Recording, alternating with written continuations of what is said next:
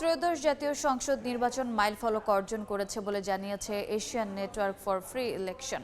সামগ্রিকভাবে শান্তিপূর্ণ ও বিশ্বাসযোগ্য পরিবেশে সম্পন্ন হয়েছে বলেও জানিয়েছে সংস্থাটি। রোববার সকালে রাজধানীর গুলশানের একটি হোটেলে নির্বাচন পর্যবেক্ষণ নিয়ে ব্রিফিং করেন সংস্থাটির chairperson Sohana N হেতিয়ারাজ্চি।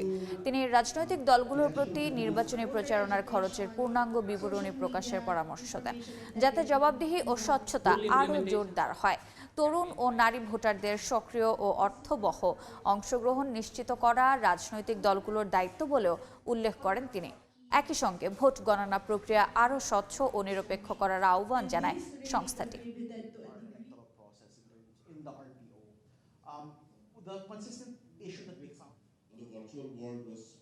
Full implementations of campaign finance law. We have noticed that there is no proper